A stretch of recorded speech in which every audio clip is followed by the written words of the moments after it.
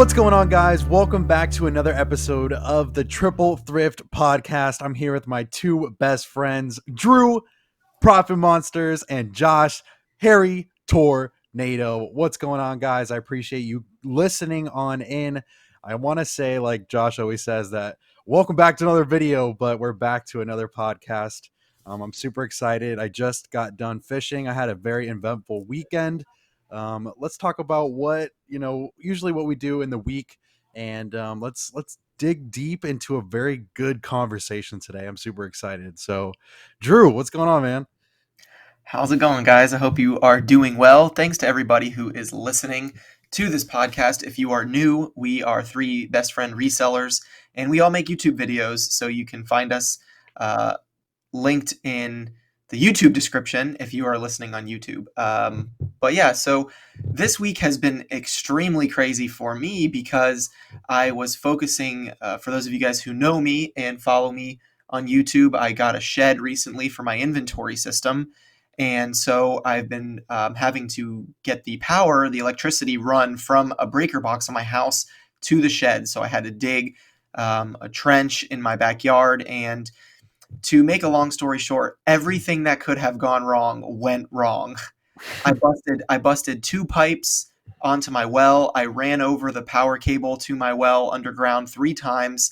So my electrician had to resplice wires and rerun cables. And then we fixed one of the busts, but one of them was a copper pipe that bust, and it shouldn't have even been there to begin with. So I had to have another plumber come out and like weld basically. They're called like shark clamps or something. I don't even know, but he had to do some special type of bonding to the copper pipe to reseal it. And just overall, like I ended up going from something that should have cost me less than $600 to do everything, cost me over like $1,500. So it was a lot of craziness this week. It put me out 2 days of work from sourcing and listing. And then on top of that, I had a bunch of crazy returns. I had like over $500 in returns this week. From like mostly large electronic items. I test everything that I sell. And I had like 4 really big electronic items return request: a DVD combo unit, a Sony CD player, this Yamaha Technics speaker system. I don't know. Everybody's just saying that they don't work. And so initially I tell people like, hey, if you want a refund, you got to send it back because I test everything that I sell. And then a couple of the buyers sent me messages, and I was like, okay, listen, just keep it, throw it away, and let me save on the shipping. So I'm trying to decide which ones of those heavy units, because they do cost a lot of money to ship. Is it worth it for me to have them send it back and try to fix it? More than likely not. So I've been taking the loss on those this week. But I had a really good and fun weekend. Although sales have been a little off just because of the 2 days of not listing from getting the power going to my shed. Friday night, I was preparing because I had some friends over to play poker. One of them being Joey. He drove to my house to play poker with us, which was a lot of fun. And so I was cleaning my shed, cleaning the house, running errands, doing my shipping. And then Saturday, we woke up early. Joey stayed the night in a hotel with his girlfriend, Destiny. We went to flea market early in the morning, had some really good finds together, and then we went to Disney. So now I'm just editing videos, cleaning my office, working on shipping, and yeah, man. So it's been a crazy week for me, but I'm excited to be in the podcast. I'm excited to hang out with you guys. And yeah, Josh, how was your week, man? Better than yours. The returns, man. I know selling those big electronics like you and Tim Osborne like to do. There's good money in that, but the returns just scare me. But if I have something that I've sold like that, and I know like 100% sure that it worked, even just out of spite, I'm just making people ship it back to me. I can't let people just keep it for free because I don't know. I feel like people know that. Like if they're a seasoned eBay buyer, they know, hey, I'm going to buy this VCR for $150 and then claim it doesn't work. And chances are they're just going to let me keep it so I don't have to send it back. And then I can sell it on eBay because it works for $150.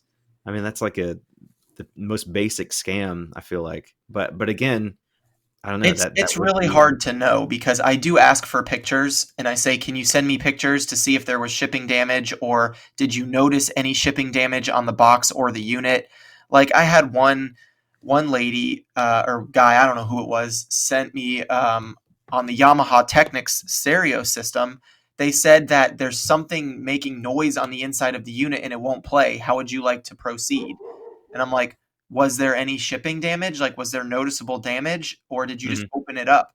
And, so I'm still waiting to hear back from the buyer on that one. They haven't put in a return request specifically, but the one with like the Sony Mega CD player was sold for 140 bucks, free shipping. It cost me $35 to ship because it was, of course, a sale to California. So it was Mhm. the worst possible shipping option for me. And the guy gets the unit and says that everything works except when you press play, it doesn't recognize the CD. So I know that it powers on, I know that it works, but it could have just been like one of the 200 CD holders. Like the one that he put it in may not recognize the CD, and he's like, "Oh, it doesn't work."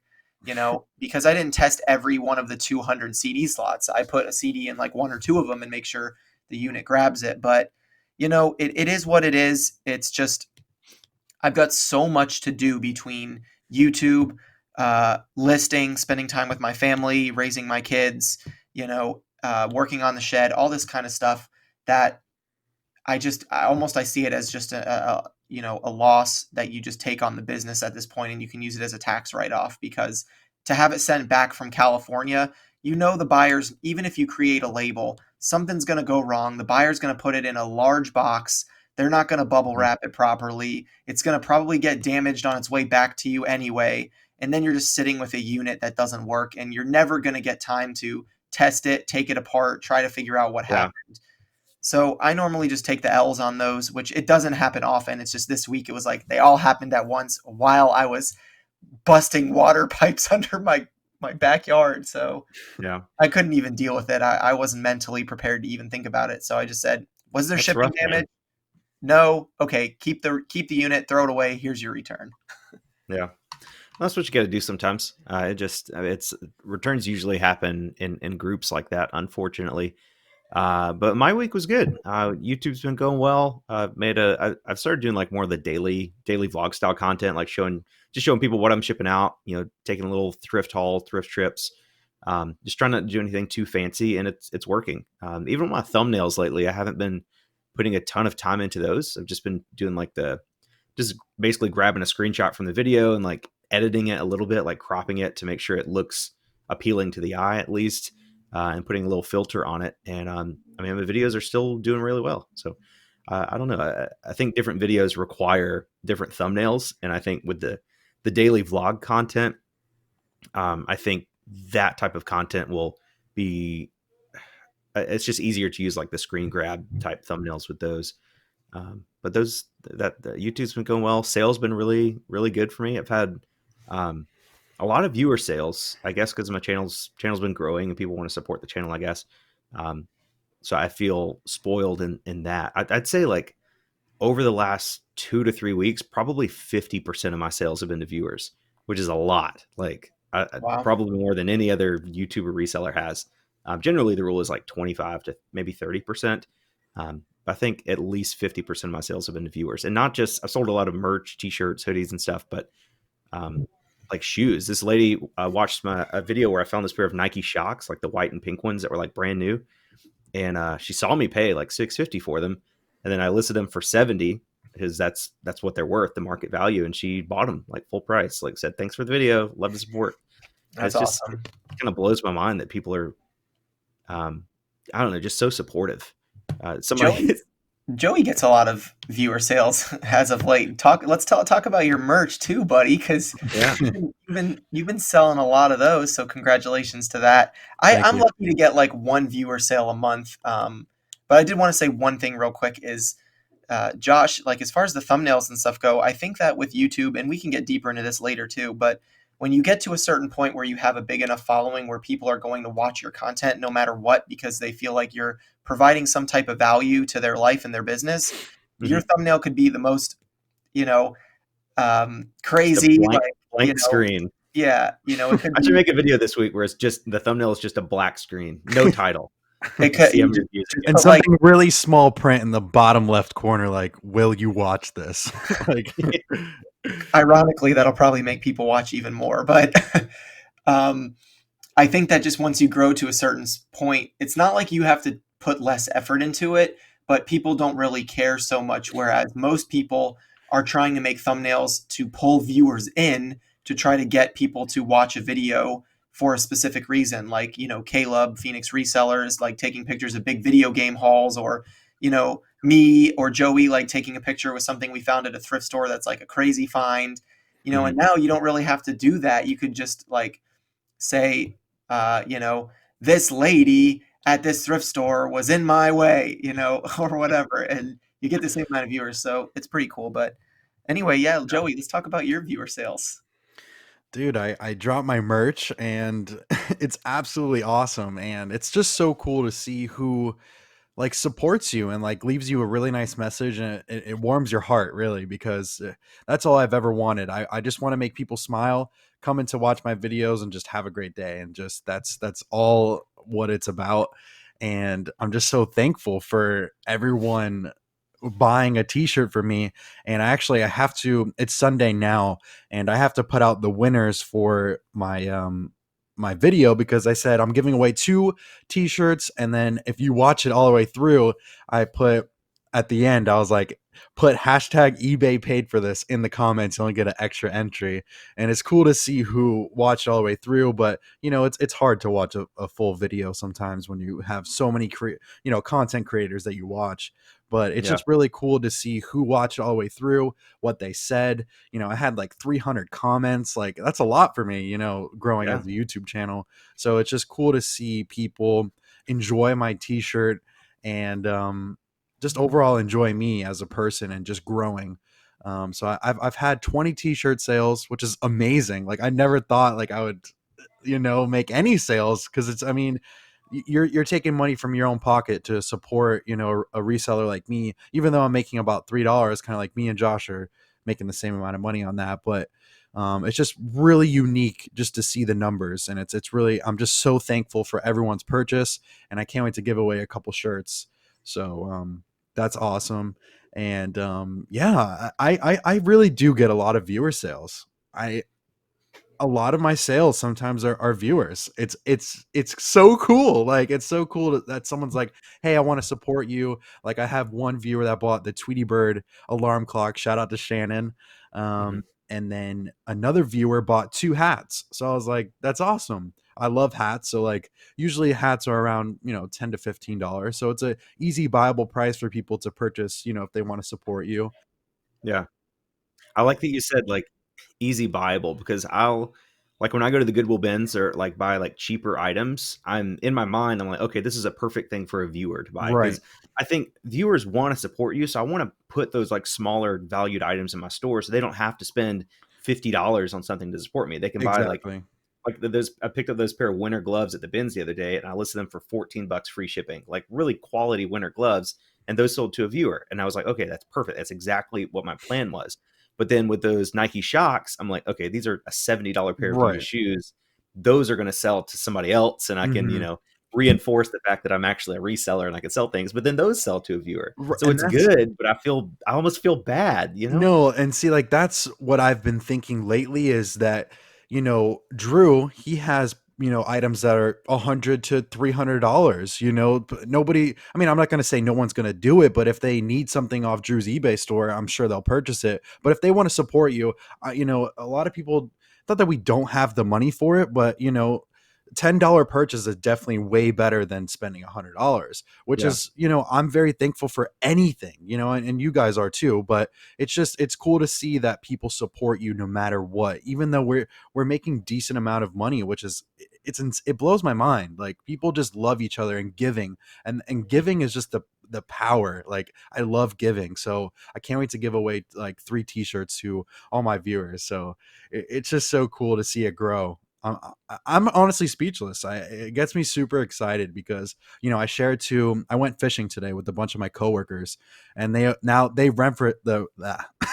reference me as like the YouTuber now, which is it's pretty cool because that's what I've always wanted, and it just gives Yeah. me the chills sometimes because it's coming true. My dreams are coming true, and you guys are here. You and Josh and Drew are here to watch it, and it's just so cool that I can do it with you guys and grow and talk about it every week. It's just cool. I love it. Yeah, man. It can happen fast. Like I don't know. I don't know if any other business or career field you could literally start from scratch Yeah, and within a year, be not only be doing it full time, but be like making significant money. I mean, there's some people say they do stuff full time and they're like squeaking by. They've got another part time job just for benefits and stuff, but like truly be full time. Um, I will say that one thing I think about you is that you're so generous as is, and as you get more successful on YouTube, I'm worried that you're going to be giving away too much stuff. yeah, If that's a problem, because I have that thing. Like just in December, I think I spent like $1,000 on giveaways, yeah. and Haley was like, "Oh, that's kind of a lot of money to be giving away." But I mean, I have the problem too. So It's it's just we're such nice people, and Drew is too. so humble as well. It's just I'm just so thankful for someone to even watch a video. I mean, you Yeah, really think about all the resellers and all the reseller YouTubers, and I'm so thankful that people come to my channel and just continue to watch. yeah, And that's all I want to provide. Even if I didn't do reselling, or if I made a whole new channel about just whatever, I feel like people would just enjoy it anyways, just because of me. yeah, Um, I just want to provide a smile because in this world now it's just totally different. It's not what it used to be and what my parents used to tell me, or my grandparents. It's a whole new world out there, and I want to provide something way more happier or more happier to people, rather than everyone's so negative all the time, and I yeah. want to bring out positivity. And I think us three, we show a lot of positivity, and a lot of people are grasping that, and it's great. I could see you doing a channel where you remember at the start of quarantine how John Krasinski did like that positive news show. I I ha- think I, it was I don't even know who that I think it is. was I don't know who that SGN, is. some good news. He was like, during COVID first started, everybody was like depressed, or whatever. So he was just taking like kind of like a news reporter, but only covering good news. And Hmm. everybody loved it. Like it was doing great. I think he actually sold the show to like NBC or something. Um, but I could see you doing something like that, like a secondary YouTube channel where you just like, I don't know, like one day you just travel the world, like interviewing like some kid in the Amazon who like saved his parents from a monsoon or something. You're just like, I love stories like this. Dude, like Let's go, baby. those are the And you can things that get you sponsors and like, we're those gonna buy you a whole new house, are monsoon proof. like those are the things that I want to live for. I want to, like, one day I was working, and it was called Amazon Sunday. We just deliver packages, at the post office. And there was this homeless guy, and he was just in the middle of a big intersection, and he had a sign that all it said was, "I'm hungry." I Mhm. just bought a whole Chinese food, like, hot right off the oven, wherever they do with the Chinese food. Mhm. And I saw Definitely that not. guy, whatever it is. But I saw that guy, and I was just like, you know what? I'm just gonna give it to him, man. Like, even though you can, I feel like homeless people can really step out of their boundaries and try to make money, or do different things. But I felt at that time, usually what I said, God told me to do it. He was standing there. I had the food. I saw a sign. I'm giving it. I don't care. I want to make sure you're eating, because you don't know what happened, or what he did, or what's going on in his life. And I just want to make him happy. And he definitely smiled. I threw him a water bottle. Like, I was like, dude, go enjoy that. And it's Yeah. totally different with like giving money, or giving food. Like, I feel like food is, someone would be very thankful for that. Yeah. It's easier for me to give food or something like that to a homeless person than to just hand out money, because there Right. are, at least in Florida, Orlando, where I live, there are beggars on so many corners. It's not as bad as like California, where you see like rows of people living in tents, but like where I live, there's certain spots over by the fast food restaurants, like on the streetlight corners, where there's people there, and they're there every day, and they're there every day. because you go to Chick-fil-A, or you drive by because it's close to your house, and you see the same people. Like there's this one lady over by our super Walmart, and she brings her kids, and they sit, at the corner of the curb like 3, 4 times a week, begging for stuff, and she tries to use her kids to make people feel bad. And it's just hard to know, how do you like, are you really like struggling, or are you just using your kids to try to make money because you think it's an easy way to make money and you don't want to go get a job?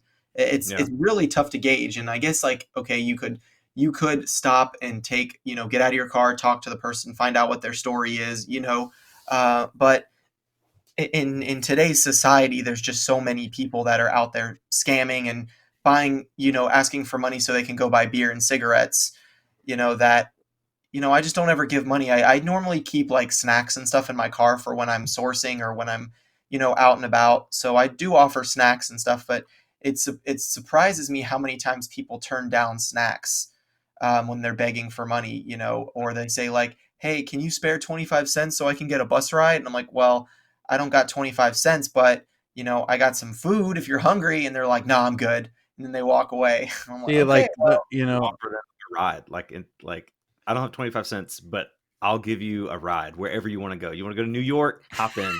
We'll get see, there. I can't do that. I would never do that. You I, could I if you normally if don't have you enough space in my car because I have so much stuff from like thrifting or sourcing that I have to like move everything around to make space for that. 200 CD Sony player out of the way. Yeah, that's probably how it got broken, is me throwing it in the back to make room for somebody to give them a ride. But anyway, enough about that. Going back to like YouTube, like what you guys were saying about how it's just, being generous and giving back and stuff like that. One of the whole reasons I started my YouTube channel was just because I wanted to inspire people. And like, I would hope that people would find my content um, relatable, enjoyable, and educational, where they can get value out of it. But I really just wanted to inspire people to know that, like, hey, listen, if you don't have a job, you can start from literally nothing like me and find some stuff at a garage sale, sell it on eBay, and just keep doing the same thing over and over and over again. And that's how I am where I am now. And eventually, I do want to get to a point where I'm giving away more stuff and, you know, uh, not giving away, yes, but like benefiting the reselling community. I mean, like Joey said, there are so many resellers making YouTube videos, from channels that have 100 subscribers to channels that have over 100,000 subscribers, that, you know, how do you pick and choose who do you like the most and whose content you want to consume? Are you the type of person that just wants to be entertained? Are you the type of person that wants to learn? Are you the type of person that just likes seeing garage sale videos, on GoPros because you like to see what people missed? You know, and I can name person after person after person from my channel and Instagram that have followed me, from the beginning, or I've seen move on to other channels, and then I've seen them comment, in other YouTubers comment section. I'm like, dang, I wonder why that person, stopped watching my videos. And it's, but I don't like lose sleep over it. But I just think that it's amazing that, someone would take time out of their day to watch a video that you put out when there are so many people making videos. How do you find, you know, the one that matches your personality the most? How do you find the one that meshes, with what you're trying to do with your reselling business? So, Well, with me, like when I started YouTube, I always said I really want to give a viewer, entitlement. Hey, you jumped into my channel. Hey, what's going on? I appreciate you being here. That's why I love doing lives, not only for because it's, I don't know how to describe it. Like, I want to go live because I want to talk to the viewer. I want to what's the right word, Josh? engage. Engage. There we go. Engage with your viewer, and know that, every Monday night at 9 p.m. I'm having my live listing, or I'm interviewing somebody, or, every Monday night at 9 p.m., I'm here, and just setting that and set in stone for almost a year now. I've been doing it. It's cool to see people that are coming back, and it's growing like crazy. Um, it's just so cool. I love talking to the viewers, and that's what engages your community, like your channel. And it's different for everybody. I don't think it's the same for you, Drew, or for Josh. But with me, I feel like I want to speak to every person, and I know it's definitely going to get hard eventually, and it is now, because I mean we had 170 people in the chat last week, and I hope I Didn't don't we skip didn't we hit over anybody. 200? I thought we We had over 200. we hit over 200 with Josh 2 weeks ago. He Okay. shared it on his YouTube, and a bunch of people jumped in, which that was crazy. 270 people. I couldn't even keep up with the chat. And if I miss you guys, let me know and just retype in the chat. Joey, you missed my chat. But you know, it, last week we had 170 people in there, and it's cool to see the different numbers and who comes in and who talks, and communicate. I want to talk to everybody. It's just so hard because the chat is flowing really fast. But one of my viewers, Nate, every day I'm hustling, he told me maybe I could put it in slow chat mode, and try to slow down the chat so I could talk to everybody. But have you ever Oh, thought I about feel that, Josh? Like slowing down the Um, chat so you can read everything? no, if you try to read everything, you're just gonna always be behind. Right. Like Yeah, I got for you. me, if I get which behind, I is just why Joey never gets any listings done. yeah, yeah, because I don't know. It's better in my opinion. It's better if you get too far behind just to skip and go back to like live chat and kind of just restart and say, if I missed your message, just Right. type it again. I gotta I don't know. It's just something you get the hang of. I mean, I did like a premiere the other day with like 1,100 people in the chat, and Yeah. it's even in slow mode, it's impossible to read everything. Hmm. Um, so it's just this. It comes with numbers, man. You watch like a PewDiePie. PewDiePie will do a live video on YouTube and straight ignore all super chats. He'll get like $500 super chats and won't acknowledge them. And it's because he's got 600,000 people watching. Even if he just read all super chats over $500, it would just be reading names Yeah, for the I whole got you. live. Yeah. So as you grow, you just kind of have to adapt, unfortunately. But it's impossible to keep up with everything, man. Well, if you guys are listening, just know I love you all, and I want to speak to every individual. And if you do, contact me on Instagram. I'll try to reach out to you if you have a question, like a real question or something. Even to all these guys, Drew and Josh. But for me, I want to talk to you. I want to make you known. I want you to have value, because when I jumped into Josh's live, I would always jump in them just to listen. And then one day he dropped the link, and I was like, I just want to talk to him. I don't want no. I just want to just talk. Like that's all I wanted. And you can Yeah. tell in the video, like all I wanted to do was talk to you, Josh. Like I look up to you, and you look up to any idol that you have, and it's just really unique that you chose me, and it's just cool how it all turned out. But yeah. I think something that's uh, not needs to be said, but something we should all reiterate to any of the people that are listening to this, new or long time listener. First of all, we're all thankful for you for listening, and we're all thankful for our viewers. But if you have ever thought about starting any type of YouTube channel, podcast, social media, Instagram account for your reselling journey, whether it's to document it or to help other people, and you have felt like you are too far gone, or it's too late because how could I ever get a subscriber when Josh has 80,000 subscribers or anything like that. I want to encourage you to start now, to start today. I have been doing YouTube for quite a long time, and I have not reached goals that I wanted to, but I'm still so happy that I started when I did, and Mhm. I'm making content on a weekly basis. At least I try to put out 2 to 3 videos a week, but most of the time, obviously I have kids, which takes some time away from my ability to make as many videos as per se Josh or Joey, when Joey has a full-time job. But Josh's wife goes to work, so he's got like a really great opportunity ahead of him, and he's taken advantage of it, which is why he's doing so well. But don't ever let someone else's success or your fear of not succeeding stop you from starting. You're only one viral video away. You're only one Instagram post away. If you are going to the bins and you're finding crazy stuff, start sharing it on your Instagram or start making YouTube hauls, just sitting on your couch and showing what you found. It doesn't have to be anything crazy. You don't have to have some, crazy clickbaity experience where people were fighting at a Crazy Boys and a bin fell over and, there were football piled on top of each other. Just start doing what you are comfortable with, and you will find an audience that enjoys your content. Yeah. So I just wanted to encourage you guys with that. If you're listening, start making that content, or if you are, or you already started, start putting more out, because there's always room for more content creators. Yeah. I Like, think comment, and subscribe. okay, that was super loud.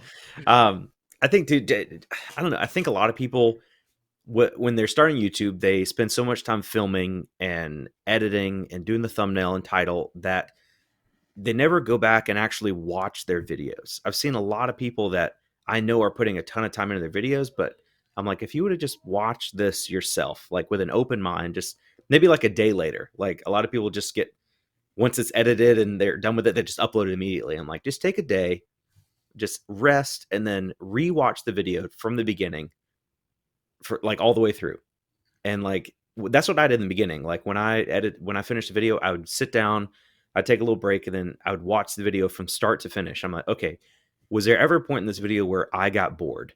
Because if I'm getting bored of a video about me, then of course somebody who doesn't know me is going to get bored. So what part did I get bored? Like this 5-minute stretch of digging through the bins where I don't find anything. Okay, I'm just going to cut that out.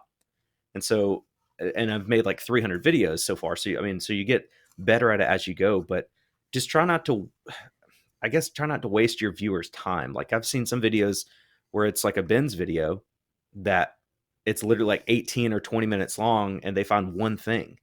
I'm like, so I watched 18 minutes of your video to see one thing you found at the bins that might sell for $15, where you could have just said, hey, what's up, guys? Going in the bins today. And you go in, you film that one part where you find the item, and then you like maybe get a little clip of you checking out. And then in the parking lot, you say, well, we didn't really find much. I was in there for about 15, 20 minutes or so. Just found this one thing, but it's going to sell for $15. So $15 for 15 minutes worth of work. Let's go. Mm-hmm. And you could do that in 30 seconds. Let's go. You can take your original 18, 20-minute video and make it a 30-second clip.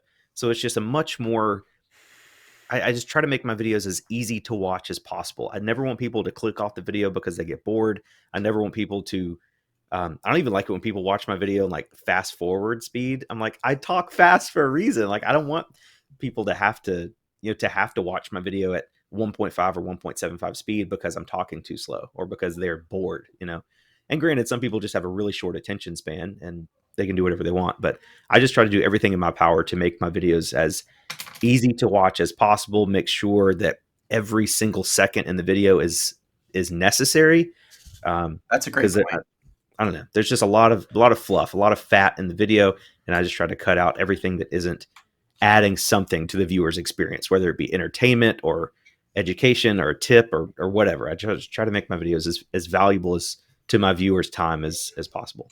And with that, I mean, it's like making a TikTok, and that's what I've been wanting to do, is make those short clips, put them on Instagram and TikTok to make that, people have very short attention span, like to watch a video. So make a, like, if you're trying to learn, I this is what I'm going to be doing here in the next, couple days or couple weeks, is to make short clips of like TikTok videos, put them on TikTok, not for like any clout or anything, but more for the attention span aspect. I really think that if you make a short clip like that for people to watch like super quick and wanting to watch more, I feel like that will help me with kind of like YouTube as well, with an attention span of either 8 to 10-minute videos or longer videos if it pertains to that. But I think that's going to help me as for my YouTube channel, because I really love the TikTok fast, quick, either 15 to 60-second videos, because you can see a real good glimpse of me really quick and people can enjoy that, So I'm going to start doing that here soon. Well, what's crazy too is, and I could be picking on Joey a little bit here. So, here it is. But the video that Joey put out, Thanks, man. Thanks. the video that Joey put out, about getting the chair from Harry Tornado. Like I've been obviously watching Joey's videos and stuff, and that video's like pushing 5,000 views. And if you watch that video, there's like 6 or 7 minutes of the video is him building the chair, like sitting on the ground, But screw by screw, building the chair. And I'm like, all right, well, Joey, listen.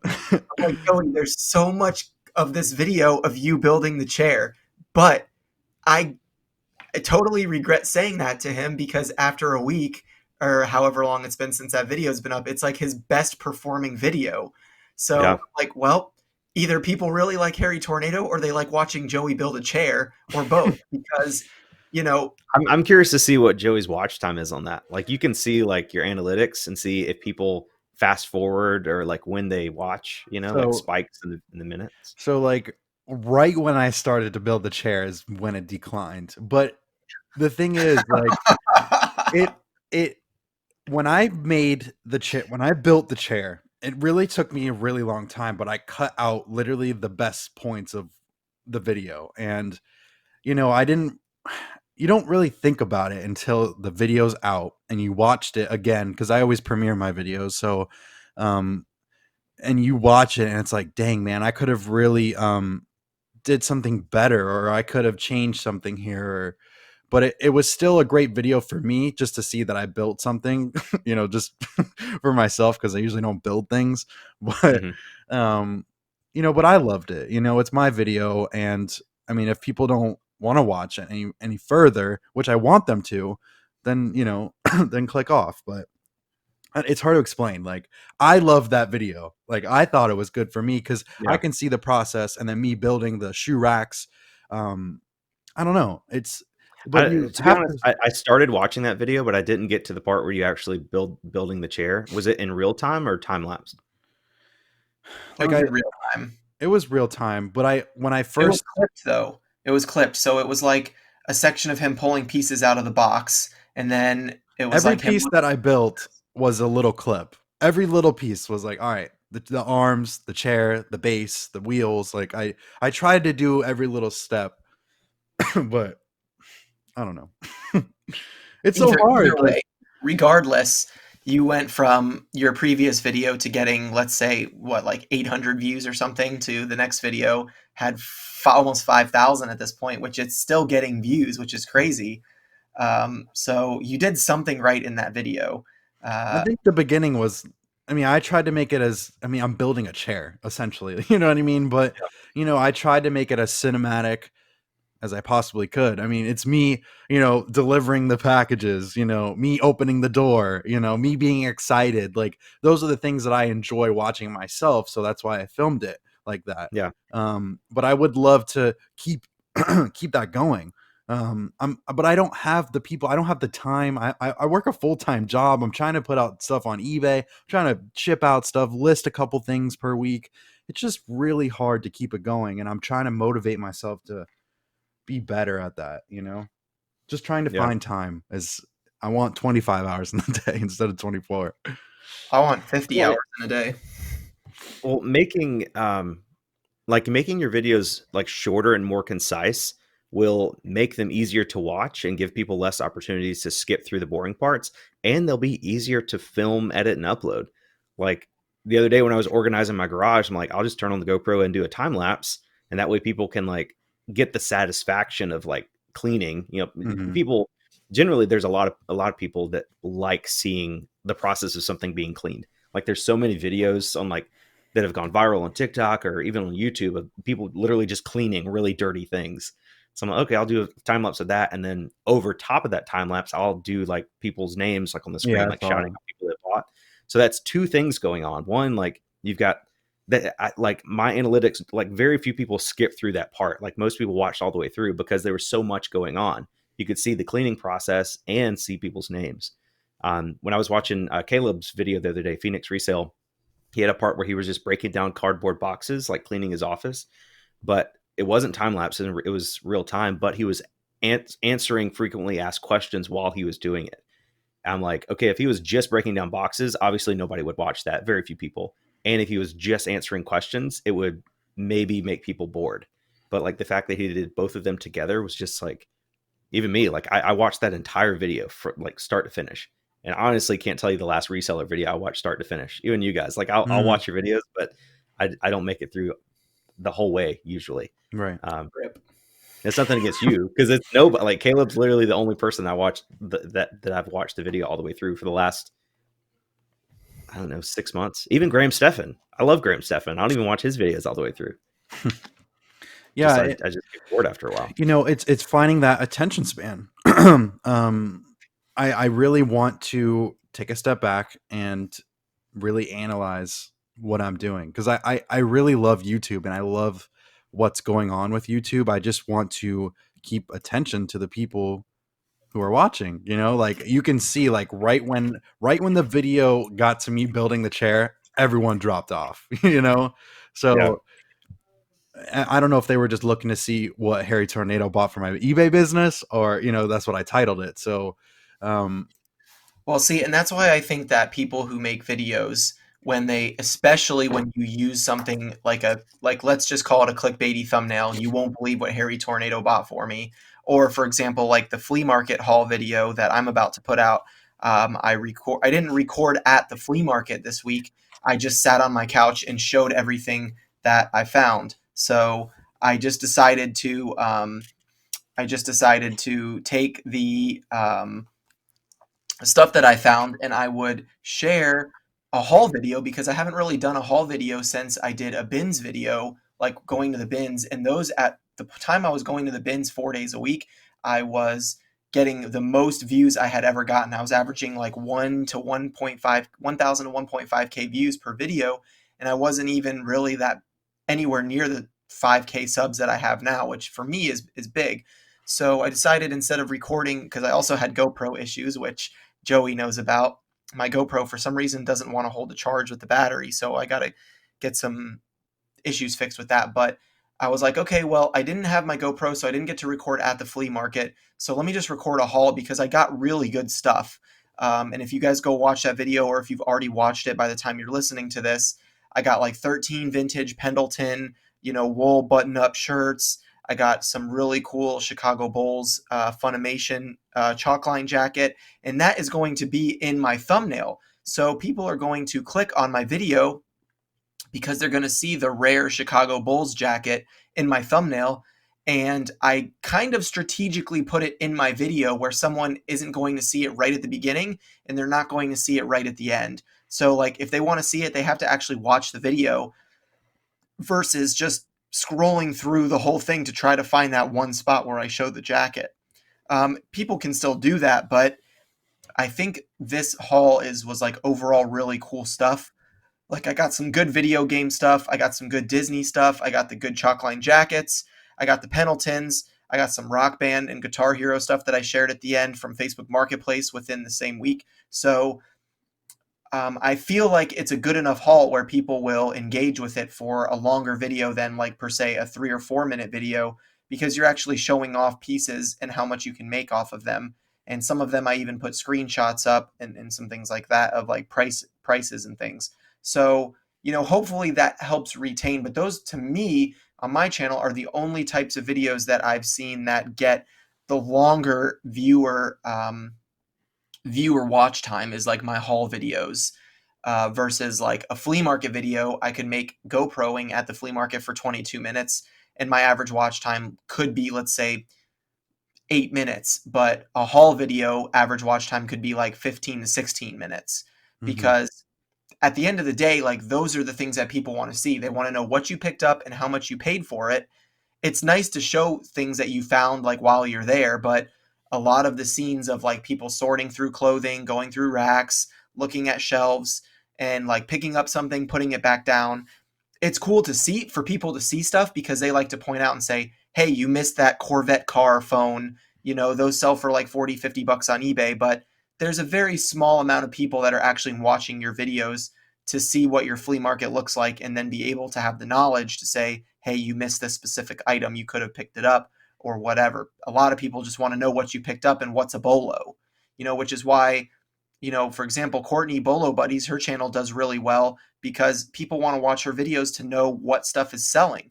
And I think that those videos are great. And that's why I think for example, Matt, Part-Time Pickers, his videos have been doing a lot better lately because at the end of his videos, he started showing kind of like stuff, like he plays music and then he posts a screenshot of him picking up an item and then showing either it already sold or what it potentially will sell for. And he does that with like 5 to 8 items at the end of his videos now, saying like vintage underwear paid $3.99 should get $60. I think people really like that stuff, knowing, what it can sell for as well. So I think the haul videos, if this one does good, I'm going to start bringing those back because I haven't been doing haul videos as much as I used to. But I barely go to the bins anymore because I find so much stuff at the flea market that sometimes I can make those hauls last a whole week, and I Mhm. barely source throughout the week because I'm getting such good stuff at the flea market. So Yeah, like with me, what I want to do with certain videos is like I want it to be more creative than just sitting in a chair. And it's there's nothing wrong with doing that. It's whatever the viewer wants to watch, but like I want to be outside in the woods, like showing you a piece of like a vintage, 1997 Joey Bada Bing 22 born, January 2nd on my birthday. Like an antique piece, like anything. Like I just want it to be something like different than everybody else. That's what I want to provide to other people. I'll make them laugh or joke or and talk about reselling at the same time.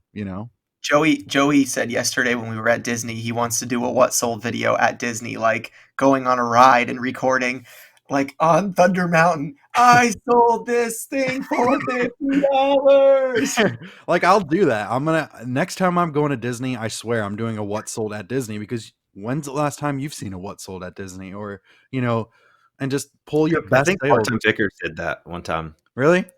Yeah, he was like, so yeah, I'm in a line at this like very princess ride at Disneyland. Picked up this thing at a estate sale last week for $3 and sold it for 1,500. So nice little flip there. Let's go back in line. Yeah, like I want to like dance with Goofy at Disney and be like, I sold a vintage Goofy T-shirt, like and just I don't know. I just want to make it fun, like different than just sitting in my chair and doing the same thing. But that's what people want to see, honestly. Like Yeah. Ryan But Roots. it's a balance though, because you have to, at least with reselling, like if you want to get into YouTube in general and just have like your own channel, doing whatever you want, one, it'll be very hard to grow that channel. Like if you're doing crazy different stuff in every video, like one video you're at Disney World doing something and then you're on a fishing boat with your friends, like yeah, you'll have people watch your videos because they like you, but the growth will be a lot slower. Mm-hmm.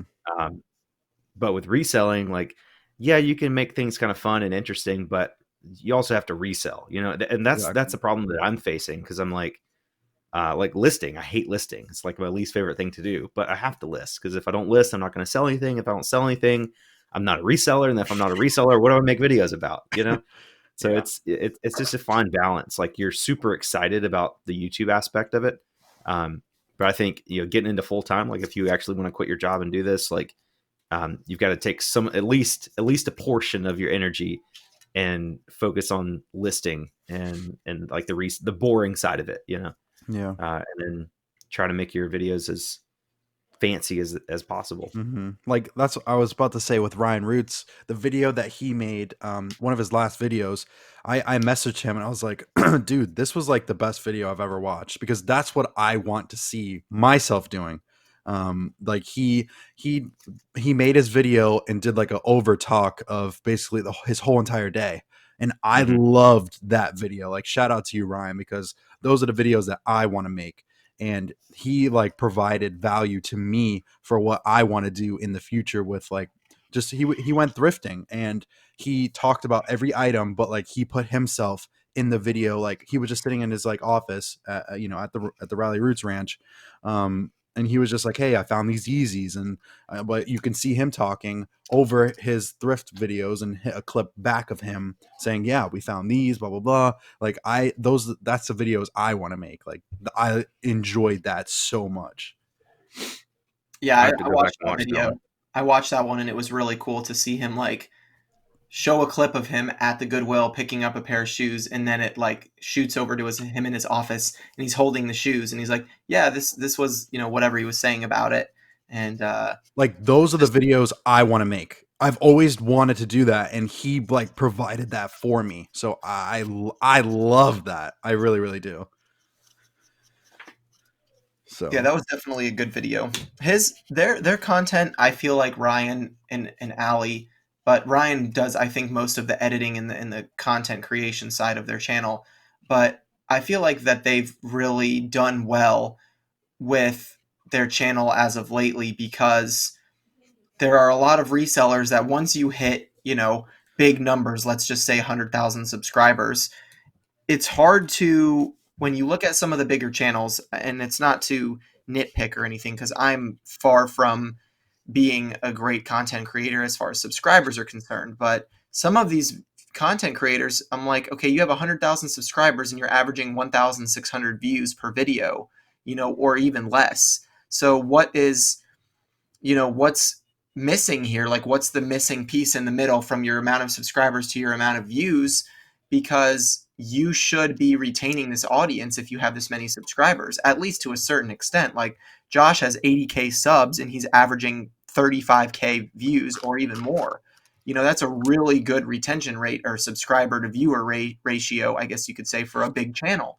So anyway, Ryan, they've been doing a really good job with that, and I think it's because they are putting out all types of reselling related content now that the pandemic is not over, but it's opened up more, where you can go thrifting, you can go to garage sales, you can, do your wholesale business, like all sorts of stuff. So, and I think it's really cool that Ryan just shares every aspect of what they do. It's not just, one sided, with, they've moved on a little bit from the vintage t-shirt stuff, but he's still doing it, which I think is cool because he enjoys it. But they've moved on from just making vintage t-shirt videos to just a little bit of everything, and I think people like that about bigger content creators. Especially with them, they've got employees, they've got a warehouse, they've got a wholesale business, they've got a class mentorship program that they do, and people like seeing every side of them. And now that they're sharing it, their videos are doing really well, and Ryan's just very creative and naturally gifted for editing too. So I enjoy watching those. mm-hmm. Josh, how's it going? You haven't talked in a I while. was waiting to see if somebody else is going to talk. Yeah, I mean, you gotta. I don't know. I mean, there's only so much you can do with reselling content. I was talking to Reezy Resells, and he was, advising that I look at hiring out editing. And I was like, it's like my favorite part of the job. That's like the one thing I really enjoy doing. That's the last thing I'm gonna hire out. Um, and it's, I was saying that I like editing because I like the process of like making something really good, like making like just really good videos in the editing process. And he's like, if you want to make good videos, go make good videos. Reselling videos are never going to be like super interesting. Like, resellers are going to watch them. That's it. If you want to make something that like actually takes skill and like will be like a higher chance of like virality, something that would be enjoyed by a larger audience outside of just reselling, then go do that. But reselling is not like the place to try to make like super cinematic stuff. I love Mike. I mean, he's Reezy Resells. He's a great guy, but I kind of disagree with him a little bit, because I feel like, I don't know, like I feel like that's one of the things that gave me a boost in the beginning, but was because when I started, like Rally Roots was doing editing, and everybody else was basically just clipping clips together. Like, nobody was doing anything fancy at all. I'm like, why are these people, like, there were channels out there like Peter McKinnon I was watching, and I was like, if Peter McKinnon can make these like really cinematic videos, like, what if I do that? What if I come in here with like background music and like an intro and an outro? Like, nobody was doing intros or outros even back then. It was just like straight picking up the GoPro and going, which worked. I mean, people had really successful channels then. But then when I started, putting a little bit of like thought and effort into my videos, it helped me grow. I mean, I don't know. It's like, I feel like I'm a pretty humble person, so I don't want to like brag about anything, but I feel like I've grown on YouTube faster than anybody I can think. I don't know of anybody that, I mean, if you guys know anybody, if you guys listen to this and you know of anybody that's grown faster than me, please tell me. Like, I'm not trying to claim a title or anything, um, but I don't know. I feel like my tactics growing my YouTube channel have worked. I feel like it's been a success. So I'm trying to like, what's the word? Capitalize on that. No, I'm trying to like go back over my career and like see why I'm here. Like why literally just slightly a year after getting laid off from a full-time job, why am I where I am now? What have I done to be different? I mean, there's literally thousands of resellers on YouTube. Not to mention not like thousands of resellers reselling, like just on YouTube. Like YouTube resellers with YouTube channels, there's thousands of them. Mm-hmm. What makes me special? Why do people like watching my videos? When I started, I was watching. Yeah, good looking. That's the answer. No, I'm kidding. But like when I started, I personally I went back and watched like the top 10 channels. Like, okay, these are the top 10 channels I can find in the reselling niche. What makes them good, and not just based on subscribers, because we all know there's Yeah. resellers out there with hundreds of thousands of subscribers, but like you said, they get 1,200 views per video. And also the subscribers have to do with the age of the channel. Somebody might have 100,000 subs, but if their channel is 8 years old, they could have got their subscribers 6 years ago and then nothing. So you have to look at the age of the channel and the actual engagement of the channel. How many views are they getting on average, um, based on their subscribers? So I don't know. That's what I do. I just looked at everybody. I looked at their thumbnails. I would go to a new channel. I would sort their videos most popular to least popular, see the dates when they were uploaded. Somebody's most popular video was posted 3 months prior. That means their channel is very active. They're getting a ton of views right now, probably more views than they've ever gotten. Um, so I don't know. There's just a lot of research that goes on behind the scenes. And I saw what was working for other people, and then I just kind of reverse engineered the situation and then figured out what I could do to emulate them a little bit, like do like what they were doing, but not a direct copy of it, but also, factor in like my editing and some basic background music and stuff just to spice it up a little bit. Because I definitely do not claim to be some excellent reseller. People ask me questions all the time about like intricate eBay things. I'm like, I don't know, man. Like 50% of my sales go to viewers. I'm a pretty basic, mediocre reseller. But people watch my videos, and I try to take a step back from time to time and figure out why, so I can maintain that, so I can adapt and maybe reach a new audience. And I don't know, with any business, like whether it's successful or not, it's important to have a period of self-reflection to see, okay, over the last 6 months, what has worked for us? What hasn't? What can we shoot for? What are our goals in the future?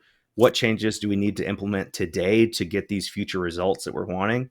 Because creating goals, creating a 6 or 12 or 18 month or 5 year goal without implementing a daily strategy to get there in 6, 18, 5 years, whatever, that's just, there's no point. There's no point in making goals without implementing daily changes. Yeah, I agree 100%. I think that it's extremely important as a business owner or someone who is, if you're a reseller, obviously you're most likely the type of person listening to this, to review your business and you're always looking for new ways to make money. Like a lot of people, for example, with reselling, start off at the bins or start off at Goodwills and pick up clothing because it's cheap and you can list it relatively easily, and then you slowly start expanding your knowledge and learning about other categories, shoes, video games, electronics, whatever. And then you start to find the stuff that you really like to sell, and that's what you mostly stick with. Like you look at the average reseller on YouTube, and you can find people, for example, Phoenix Resale. He likes selling video games. That's his niche. I'm sure he sells other things from here to there, but for the most part, it's video game related stuff. And, but you should always be willing to look at your business as a reseller and say, how can I grow? How can I be better? What can I do better? What can I streamline? What processes can I get better at? And how can I learn how to do this? And, then you find resellers who are doing those specific things, and then you watch their content and you learn from it. But as far as like evaluation is concerned, I feel like that's one of the most important topics that people don't talk about in reselling, which is funny because we were live on Joey's channel the other night listing after you left, Josh. You should go back and watch it if you didn't watch it. But like, everybody thought I was getting so angry in the chat, and I wasn't. I was just getting passionate about reselling because so many people just care about the sales and the bolos and the thrifting and the rare finds and stuff. But there's so many aspects of business with reselling that people don't take into consideration. And those can really affect your business in a positive or a negative way. Like, are you paying for boxes and bubble wrap, or are you dumpster diving and getting them for free? Because there are plenty, not literally diving in dumpsters, but you can go Mhm. behind stores like Five Below, and they throw out boxes every Monday and Tuesday when they get their shipments in. And it's very, very easy to, get really good quality boxes. Or Walmart or the local grocery store. Whenever you're grocery shopping, just look for a stock clerk that's filling a shelf, and there's more than likely free boxes. That can save you hundreds and hundreds and hundreds of dollars a year just by making that one change. Um, so now it depends on if it's worth your time or not, but if you're already at the grocery store grocery shopping and you see someone emptying cereal boxes, those are great shipping boxes for larger items, and they can be expensive when you buy them one at a time. So I think it's really important to just, like Josh said, evaluate your business, look at, how you're operating from a day-to-day basis, a weekly basis, a monthly basis, and a yearly basis. And even sometimes taxes will, tell you how you're doing. So make sure that you guys are always looking at those, from beginning to end, not just with YouTube, obviously, but that's how Josh relates to it, is with YouTube. But I think as resellers as well, you got to look at the ins and outs of your business, and what you can do better at, what you can streamline, what you can advance in, what to take a step back from. Rinzi, the shoe reselling couple, Ryan and Lindsay, one of the things that I will never forget as a reseller that they say is, stop being romantic to what's not working. And there's another part of that line. I can't remember it word for word, but it's like, stop being romantic to what's not working and move forward with what is working. Like, if you are a shoe reseller and you don't have luck selling Converse, but you think they're cool shoes, but you are paying $10 for them and you can only get 20, stop picking up Converse. You know what I mean? You're losing money, if Converse are not selling for you, or maybe there's a reason why they're not selling for you. You're not picking up good models of them or something. But you guys should get my point there is, Yeah. don't keep buying stuff that makes you miserable or that doesn't work for your business model. So anyway, yeah. Well, we've been going on for just about an hour here. So are there any final words that you guys would like to say before we end this episode? I just hit 3,100 subscribers, baby. No, Nice. I'm just super excited for the future. I always keep saying this, but it just keeps getting better and better for me and for you guys. And I just can't wait to see us keep growing and just enjoying life, enjoying what we bring to the table. And even for you guys that are listening, just keep pushing, keep listing, keep selling, keep shipping, keep sleeping. Guys, I have a perfect way to end this podcast. What's that? Yesterday at Disney, I had a pair of Brooks running shoes, Brooks Levitate 2 running shoes for sale. I have them posted on eBay, Poshmark, and Mercari. I got an offer. They were at $84 on Mercari. I got an offer of $68 with free shipping. And I was talking to Joey and Danny and Destiny about it, and they were all telling me to accept the offer. And I didn't want to accept the offer because I felt like I could have gotten more. But the seller or the buyer, if you go look at their account on Mercari, all they were selling was like Burberry purses and Louis Vuitton bags for like hundreds of dollars. So I sent Mhm. them a message and was like, hey, can you meet me at the middle on $75? And they said, sorry, at this point, this is the most I'd be willing to spend for these, but I appreciate you trying to work with me. And Joey and Danny were both like, Drew, just accept and make the sale.